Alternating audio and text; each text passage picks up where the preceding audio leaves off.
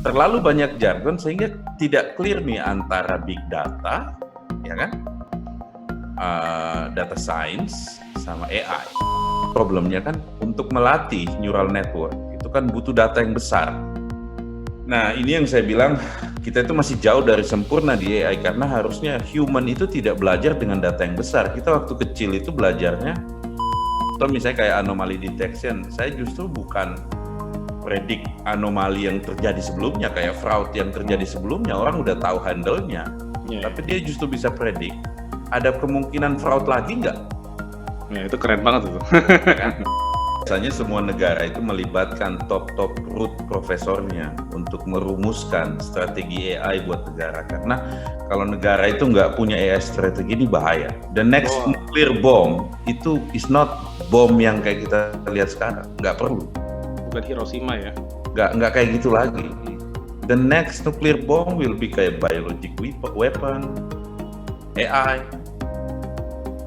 Ini ngeri.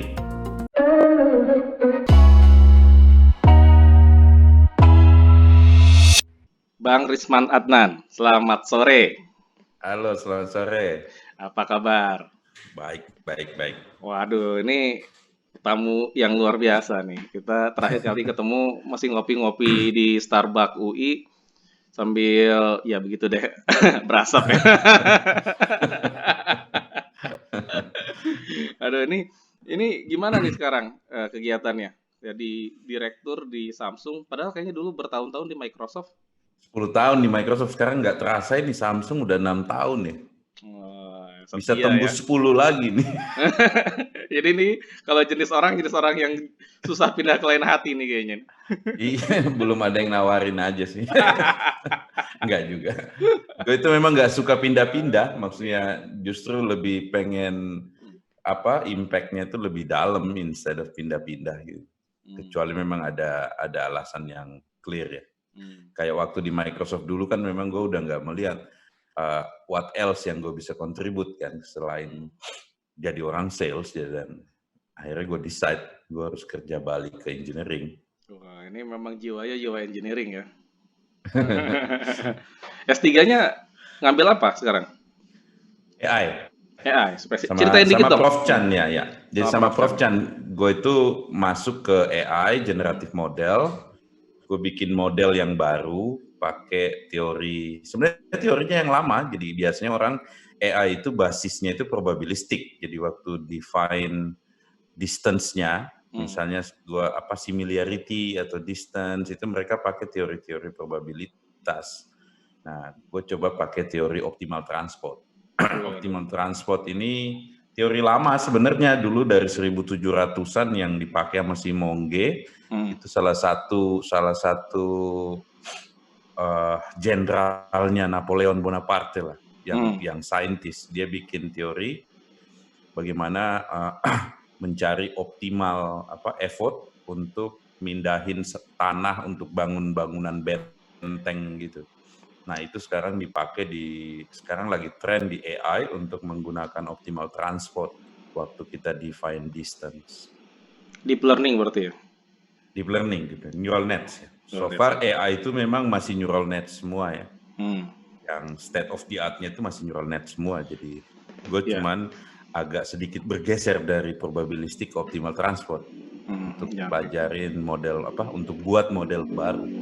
Ini ngomongnya udah canggih banget nih, jangan-jangan banyak orang nggak ngerti nih ngomong apa nih. Topik S3 dibahas langsung di sini, orang ini ngomong apa gitu. Kayak gue kotok-kotok gitu. Gue berusaha sebisa mungkin jelasin dengan bahasa sederhana. Siap. Tapi mungkin gini ya, AI ini kan sesuatu yang kalau di keseharian adalah hal yang mungkin kesannya tuh keren dan cool banget lah.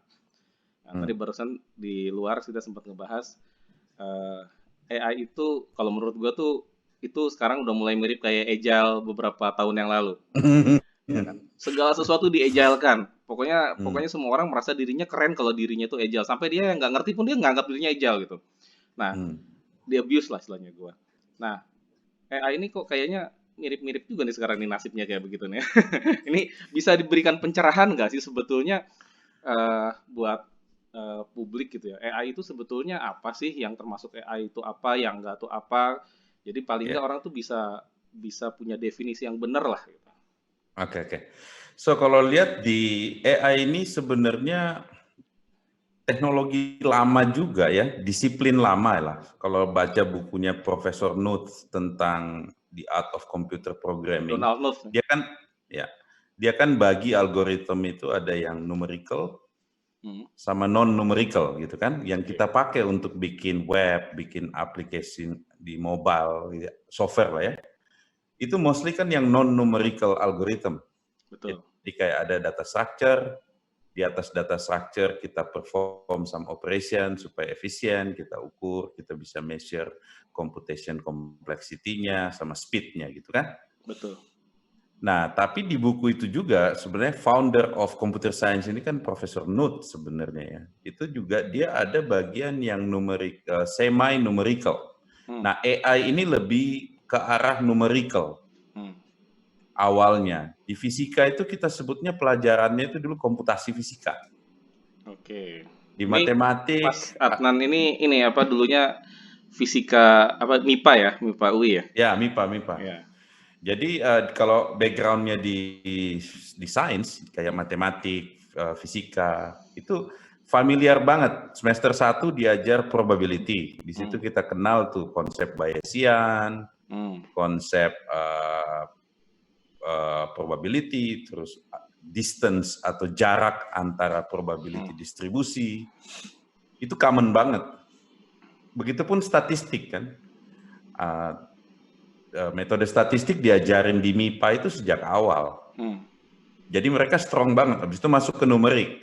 Nah, kalau di computer science itu biasanya justru sedikit sekali porsi itu, tapi langsung ke non-numerical algorithm. Betul. Discrete matematik, habis itu masuk situ, baru masuk ke software gitu kan. Betul. Masuk ke konsep pemrograman, matematika diskrit gitu kan. Jadi secara core kompetensi sebenarnya AI atau banyak disebut juga data science, nanti saya jelasin apa bedanya.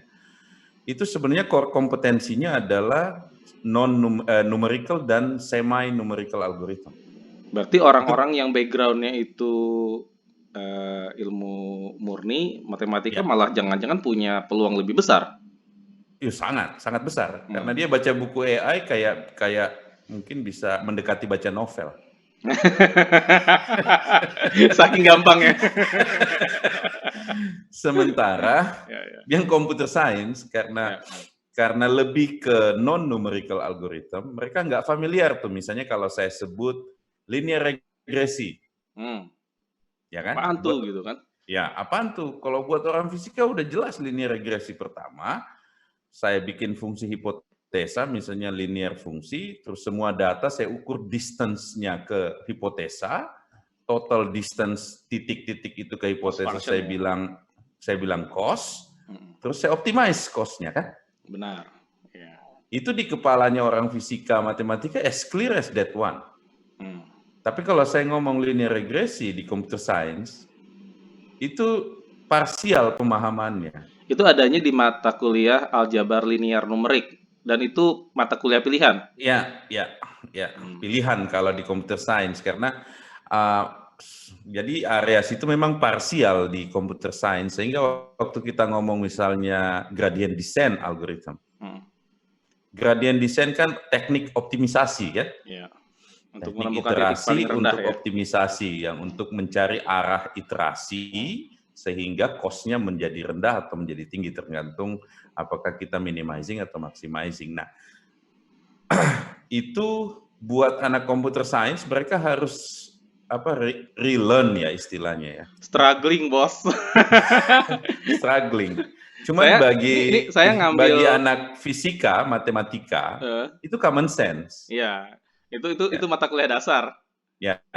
Tapi di sisi lain, pada saat sudah masuk ke practicality kayak TensorFlow, harus install Python, Python-based framework ya. Python-nya sendiri mereka belum ngerti karena belajarnya MATLAB atau matematika kan.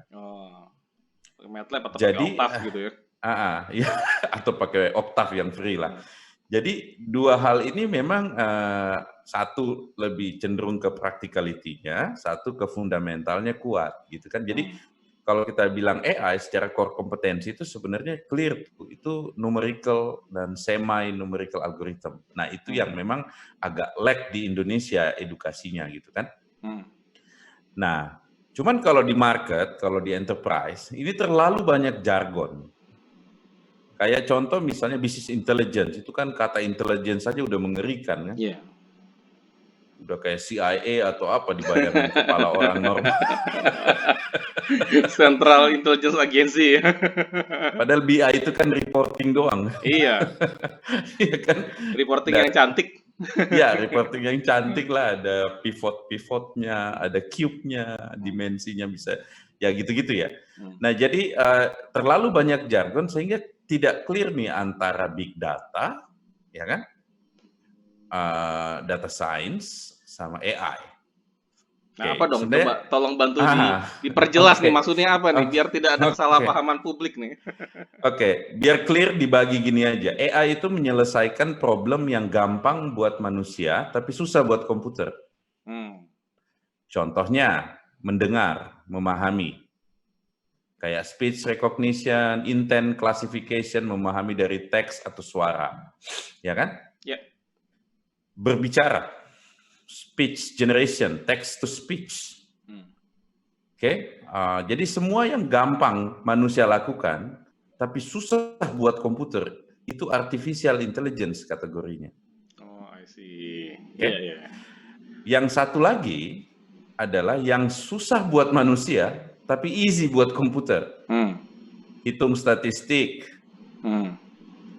collecting data, plotting. Ya kan mudah buat komputer, cepat komputer kan. Yeah. Kalau manusia disuruh hitung statistik manual kan lama. Iya. Iya kan? Betul. Perform machine learning teknik untuk predik atau predik klasifikasi atau kelas dari suatu data, perform clustering. Nah, itu area yang sekarang trennya itu disebut data science. Oh, I see. Jadi AI itu sesuatu yang mudah buat manusia, susah buat komputer.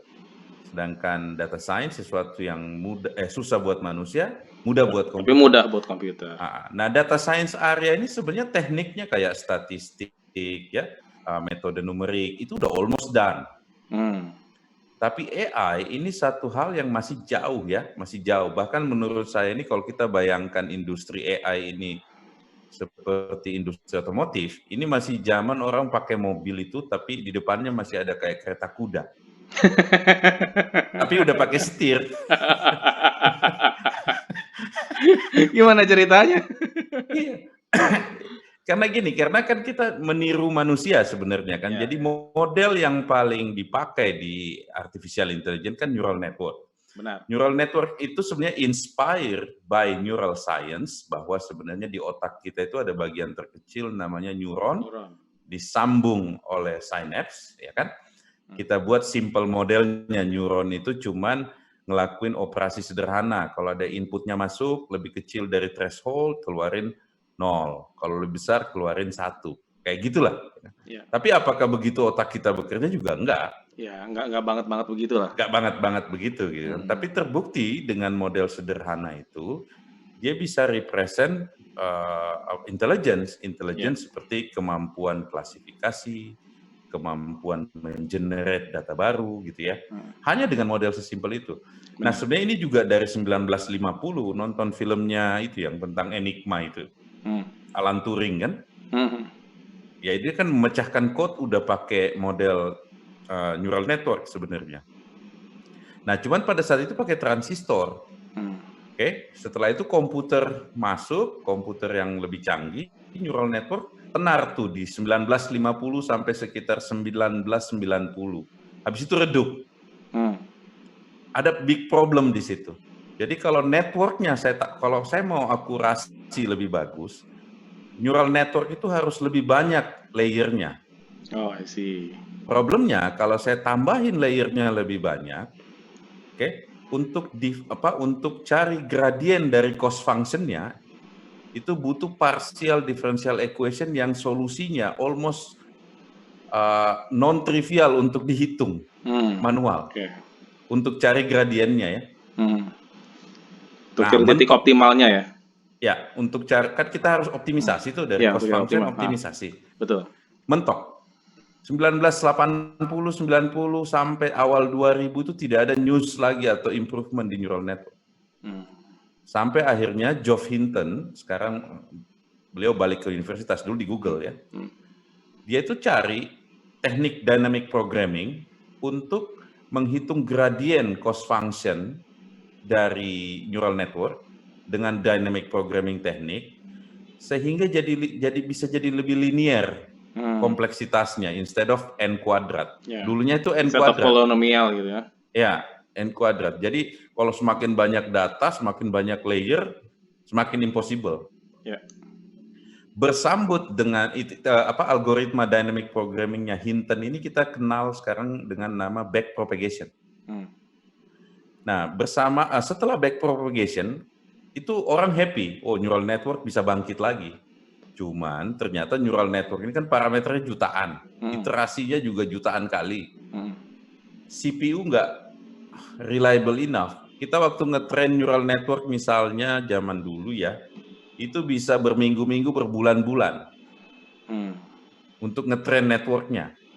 Oke?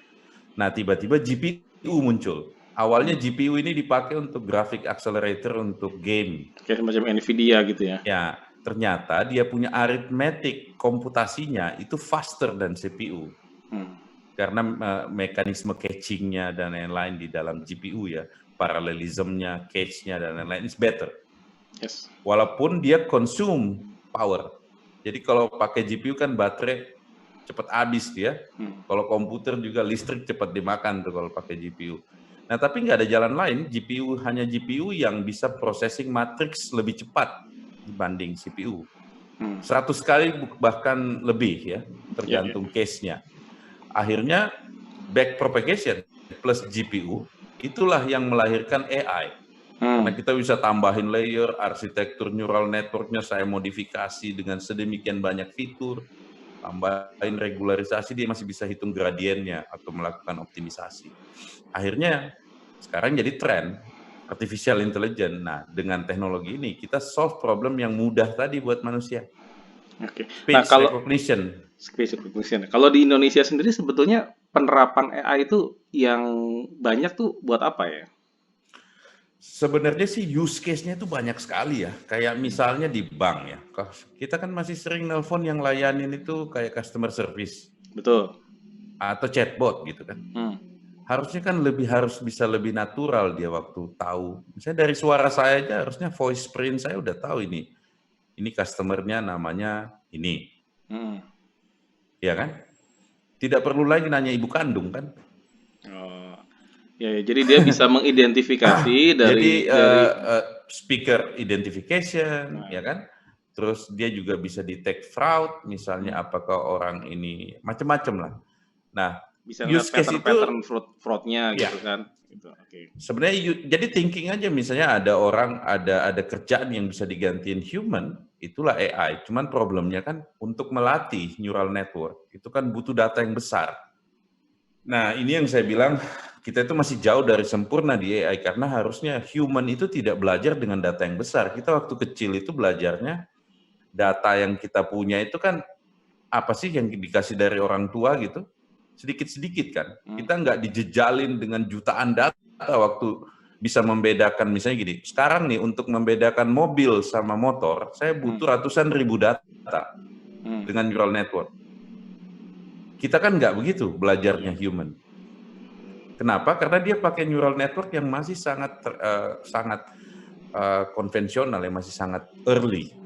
Jadi masih banyak perubahan yang menurut saya akan terjadi karena compare to human intelligence, kita itu masih jauh dari human intelligence dari sisi mekanismenya ya. Ya, jadi intinya kan sebetulnya kalau kita kaitkan dari awal ya, AI ini adalah suatu cara bagi komputer untuk menyelesaikan masalah yang sebenarnya kalau bagi human itu trivial lah, gitu, obvious lah.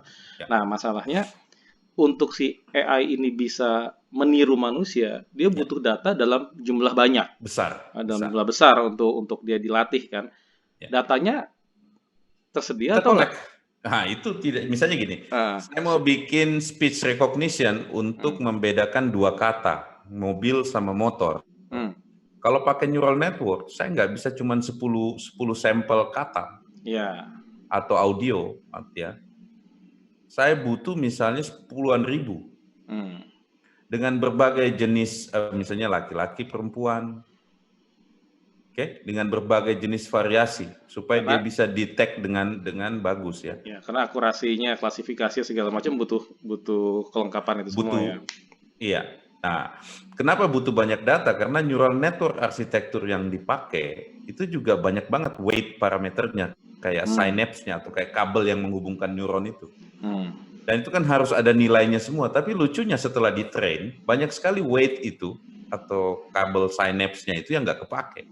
Diirregularisasi. Iya, bisa kita ilangin, Iya, bisa kita ilangin. iya kan kalau kalau kalau parameter kan diregularisasi lama-lama bisa hilang tuh.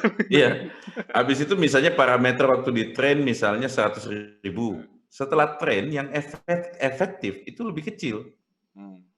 Saya bisa drop out tuh parameter yang nggak kepake. Pertanyaannya kenapa saya harus training data itu dengan sedemikian banyak data? What should I have it at the first place gitu ya? Ah, Hmm. artinya masih kayak brute force ya. Ya. Model ini masih sangat early. Jadi itu yang saya bilang, mungkin industri ini akan terus berkembang dengan mengeksplorasi lebih dalam ke theoretical space.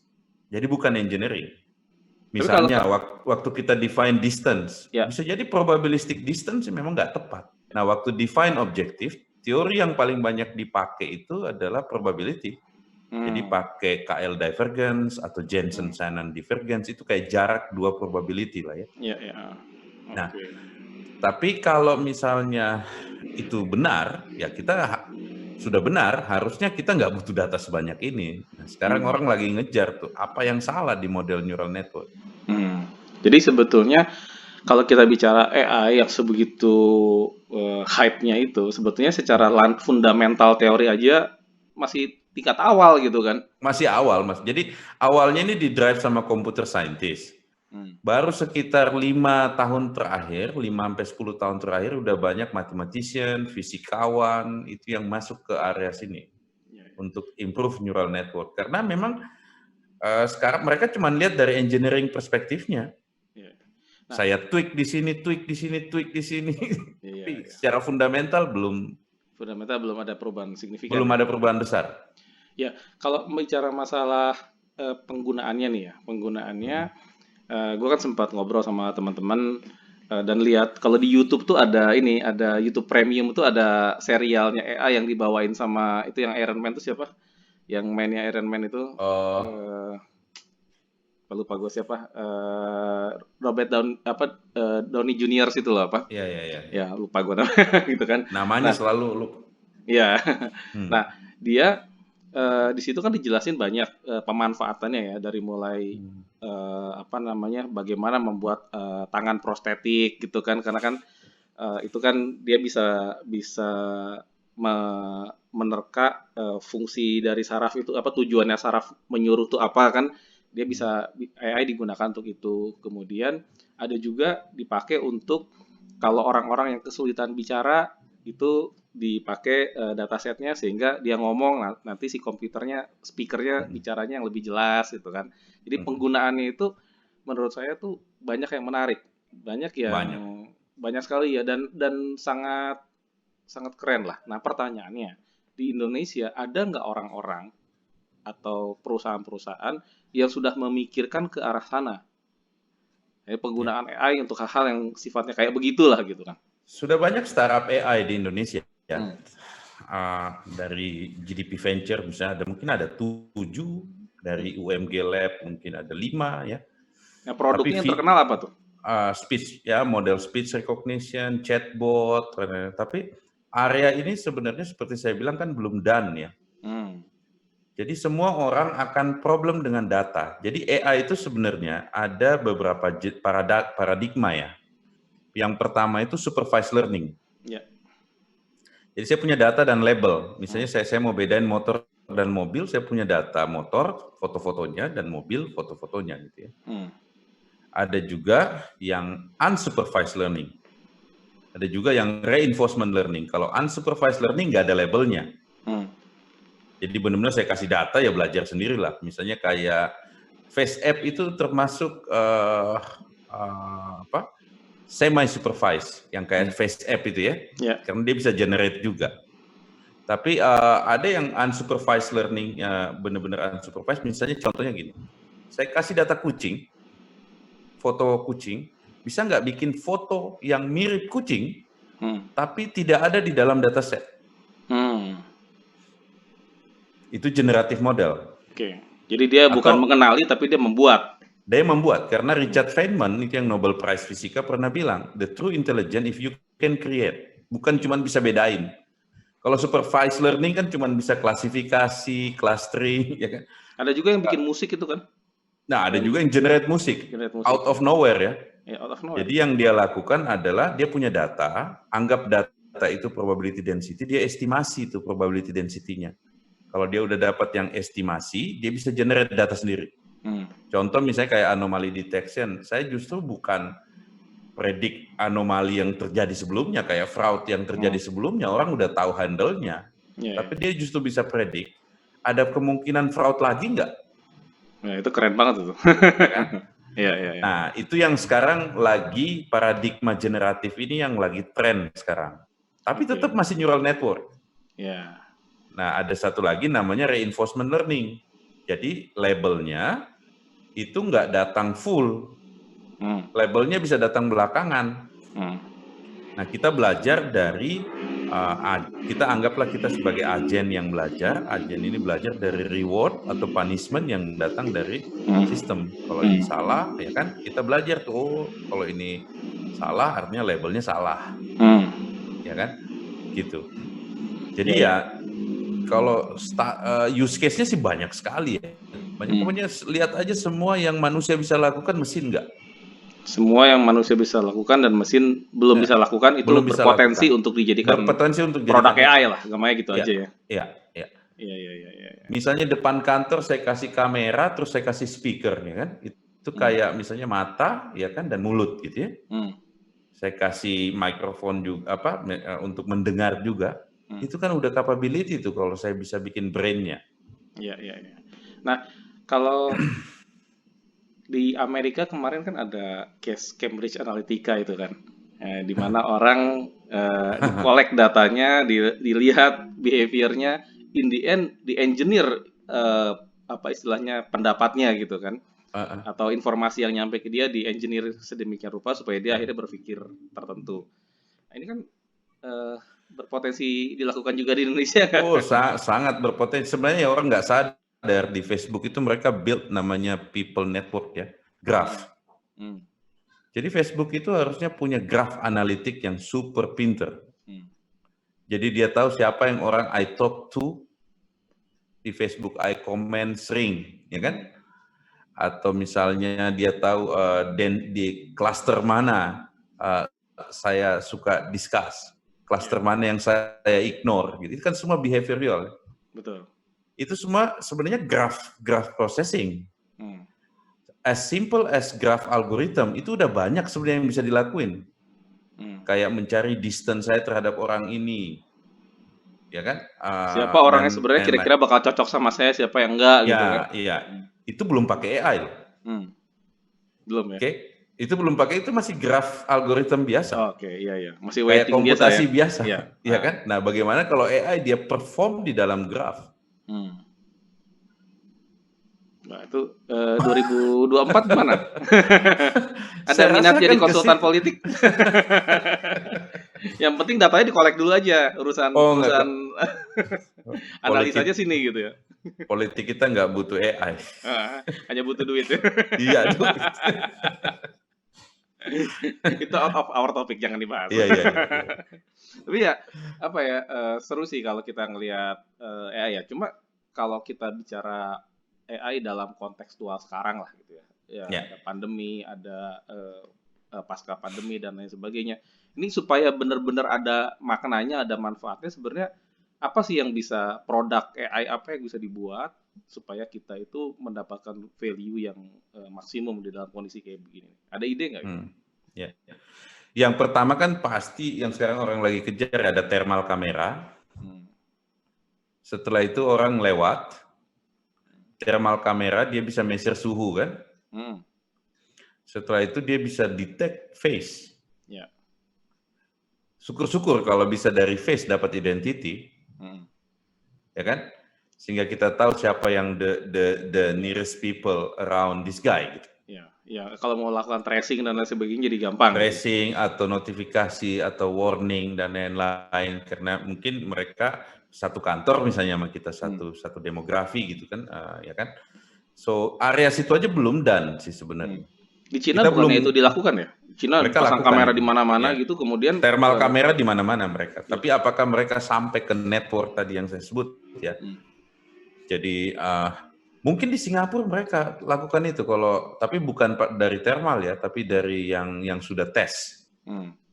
Jadi kalau ada orang yang positif, semua orang yang ring satunya atau networknya itu langsung diinfo. Mungkin ya. Saya pernah dengar soalnya. Apakah sudah diimplement apa enggak? Saya nggak tahu. Nah, itu aja sudah banyak sih sebenarnya bisa dilakukan. Ya. Kemarin saya sempat lihat juga di LinkedIn itu ada orang yang bikin evaluasi. Jadi pakai CCTV, dia bisa lihat di dalam radius CCTV itu, di dalam area CCTV itu berapa persen orang yang pakai masker, berapa persen yang enggak. Ya kalau itu bisa diimplementasikan di banyak tempat kan palingnya pemerintah tahu mana yang comply, mana yang enggak tuh. Ya. Dari situ aja banyak sih, dari computer vision itu ya. Nah, tapi sebenarnya kalau kita punya data virus itu sendiri, tadi itu yang saya cerita sedikit soal yang generative model ya. Virus itu kan akan punya behavior yang kita belum tentu bisa tebak ya. Karena kita nggak ngerti sebenarnya mutasinya mau ke arah mana mutasinya gitu. Kemana, kalau hostnya ini, kalau temperatur kayak gini, bagaimana dia behave gitu. Awalnya kita pikir setelah summer, it will all gone kan. Ya. Ini udah summer ini. Dia belum pergi-pergi juga kan. Kalau di Amerika dibilang after summer ini akan gone, kenyataannya malah tambah tinggi. Gimana ceritanya? Iya, awalnya kita bilang dia nggak travel through udara gitu kan. Sekarang kan baru ada berita banyak sekali saintis yang bilang dia bisa menyebar lewat udara. Itu kan bahaya sekali. Ya. Jadi kita simply nggak punya data akurat, orang nggak collect data tentang virus itu sendiri. Sehingga semua asumsi kita tentang penanganannya itu juga pasti akan kekurangan insight. Menarik nggak sih kalau misalnya ya lembaga, pemerintah, peneliti gitu kan ngumpulin orang-orang yang mengerti tentang AI, kemudian brainstorming atau bikin think tank lah, kira-kira what we can do within this situation. Paling nggak setahun ke depan deh apa yang bisa dibuat gitu. Atau boro-boro nyampe ke sana gitu. Pemerintah itu di semua slide-nya pasti ada industri 4.0, pasti ada AI di dalamnya. Tapi udah tahu nih ujungnya gue mau ngomong apa. Tapi ya begitu, di level eksekusinya pasti susah sekali untuk dapat dukungan, karena suka gini, kayak kadang-kadang yang akan nempel ke satu plan yang jelek itu pasti orang yang inkompeten. Ya enggak? Iya dong. Nah, orang yang kompeten lihat plannya aja udah nggak mau deket-deket itu. Jadi kalau plannya aja sudah tidak interesting, udah dari plannya aja dia, dari plannya aja dia bilang, wah ini seremoni aja ini, oh ini cuman paling untuk minta anggaran. Sebab kalau kita sebut AI, kalau kita sebut AI, coba gini deh, berapa jumlah profesor root of AI di Indonesia? I don't know, you tell me. UI di situ ada Prof Chan yang ahli numerik. Ada Prof Mirna yang ahli information retrieval. Oke? Sayangnya Pak Ivan udah keluar. Tapi di setiap top university kita cuma ukuran jari tangan aja. Maybe 5 UI. ITB pun 5. So kalau kita punya top 5 university, kita cuma punya 25 orang. Dan pertanyaannya, 25 orang ini di reach out nggak oleh pemerintah waktu making the plan? Kayaknya sih boro-boro ya. Itu pertanyaan yang tidak perlu dijawab. Compare to other country ya, kayak misalnya Profesor Geoff Hinton, dia juga diminta dikonsult, pemerintah konsult. Even principal kayak Google pun hire dia. Karena kalau gue lihat kalau di luar negeri itu, orang itu menggunakan teknologi sebagai alat untuk berperang melawan COVID ini kan. Ya, Jadi, problem solving. Iya, semuanya dipakai, ibaratnya semua senjata dikeluarin kan, semua pikiran dikeluarin. Nah ini kondisi kita ya meskipun semuanya sama-sama berpikir ya, saya yakin juga semua niatnya baik, semua niatnya maksimal, ya juga ada keterbatasannya dan ada prioritisasinya. Tapi utilisasi teknologi ini ya dalam hal ini AI kok belum terlalu kedengeran gitu loh. Ya, itu tadi karena plannya saya sering dapat PDF-nya dikirimin, ada yang dari BPPT, ada yang dari macam-macam ya, yang AI asosiasi dan lain-lain. Tapi again kalau kita kan berurusan dengan masalah kerjaan yang mix antara engineering sama scientific ya. Jadi ada craftsmanship-nya waktu kita collect data, ada scientific-nya waktu kita modeling. Nah, saya lihat sih yang merumuskannya justru orang-orang yang jauh dari both engineering sama scientific. Jadi tidak ada orang yang bikin plan tadi itu tidak kompeten lah dalam tanda ya, tidak kompeten lah misalnya sehingga semua plannya itu nggak make sense. Dan ujung-ujungnya orang yang kompeten malah jauh-jauh menjauh dari karena dia udah tahu wah ini pasti ada unsur politik. Nah, ini tidak akan berjalan, ngapain juga nggak akan jalan gitu. Ya. Iya, nggak akan jalan. Even edukasi ya kita punya problem besar di edukasi AI kan karena top university kita ya yang masih menjaga kualitas itu tinggal sedikit. Ya. Ini kita akan bahas di sesi selanjutnya ya masalah edukasi. Tapi intinya sih kalau dari sisi peran AI di Indonesia, pertama kan tadi yang kita bisa konklusikan ya, satu kita harus memahami apa yang dikategorisasikan sebagai AI, data science, atau bahkan bukan dua-duanya dalam hal ini misalnya business intelligence misalnya gitu ya. Nah itu kan kita harus tahu lah karena supaya nggak salah bicara, nggak salah definisi. Dari situ peran-peran AI yang notabene dalam hal ini spesifik tentang bagaimana membuat mesin bisa melakukan hal-hal yang trivial bagi human tapi tidak bagi mesin, itu sebenarnya elaborasi masih sangat banyak. Kalau tadi ceritanya kan masih banyak peluangnya. Logikanya kalau belum banyak orang ngelakuin berarti kan peluangnya juga masih banyak dong, logikanya kan gitu kan. Nah masalahnya kalau misalnya itu banyak, apalagi secara kondisi sebetulnya kita berhadapan sama situasi pandemi atau situasi yang sebetulnya bisa banyak ditolong oleh teknologi, ya harusnya itu jadi concern banyak pihak lah. Ya mudah-mudahan teman-teman kita yang kompeten itu bersedia nyolek-nyolek para penguasa gitu biar biar bikin plan yang lebih masuk akal gitu ya. Ya paling enggak yang biasanya semua negara itu melibatkan top root profesornya untuk merumuskan strategi AI buat negara karena kalau negara itu nggak punya AI strategi ini bahaya. The next nuclear bomb itu is not bom yang kayak kita lihat sekarang, nggak perlu. Bukan Hiroshima ya? Nggak kayak gitu lagi. The next nuclear bomb will be kayak biologic weapon, AI. Ini ngeri. Mantap. Jadi kalau kayak gitu mulai sekarang harus sudah mulai serius ngebahas masalah kayak gitu. Ntar kita ini deh, kita colek teman-teman kita yang ada di sana tuh. Iya. Memang harus diseriusin sih teman-teman yang di sana itu harus benar-benar serius. Jadi bukan cuma seremonial, ya kan? Biasanya kalau seremonial akan terus didatengin oleh orang yang cuma nyari project aja, bukan pengen benar-benar mikirin strategi gitu kan. Oke, siap. Oke, jadi buat kita ya kita coba konklusikan ya. Tadi dari semua yang sudah disampaikan itu, kalau Om Risman ini mau punya saran tentang bagaimana AI itu seharusnya dikembangkan di Indonesia atau diimplementasikan di Indonesia, satu saran aja deh, apa?